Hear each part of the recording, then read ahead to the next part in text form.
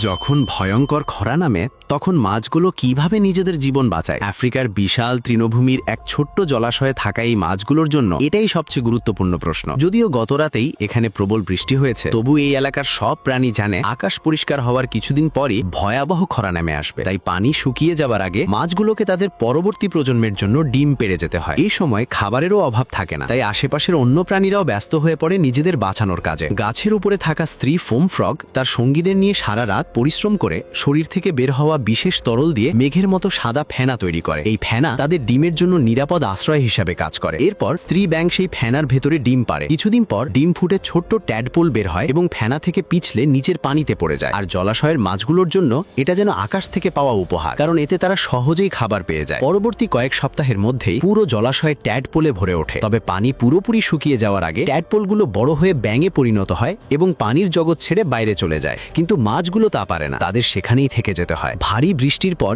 এখন অনেক সপ্তাহ কেটে গেছে। হাতিদের কারণে মাছগুলোর বাসস্থান কাদায় ভর্তি হয়ে গেছে এবং পানির স্তরও অনেক নিচে নেমে গেছে। যখন বিশাল হাতির দল জলাশয়ে খেলতে নামে তখন অনেক মাছই আহত হয়। একটি মাছ হাতির মাথায় লেগে আছে, হয়তো সে বুঝে গেছে সামনে কি ভয়ঙ্কর ঘটনা অপেক্ষা করছে। অবশেষে যখন বিশাল হাতির দল আবার সেখানে আসে তখন পুরো জলাশয় কাদার স্তূপে পরিণত হয়, আর সেখানে কোনো মাছ চোখে পড়ে না। দেখে মনে হয় সব মাছই বুঝি শেষ হয়ে গেছে, কিন্তু প্রকৃতি কখনো এত সহজে হার মানে না। ভয়ঙ্কর খরা মাছগুলোর জীবন শেষ করে দিলেও তারা মৃত্যুর আগে ভবিষ্যৎ প্রজন্মকে বাঁচিয়ে যাবার ব্যবস্থা করে যায়। তারা নিজেদের ডিম ভেজা কাদার গভীরে নিরাপদে লুকিয়ে রাখে। কাদায় মিশে থাকা ছোট ছোট স্বচ্ছ দানাগুলো আসলে মাছের ডিম।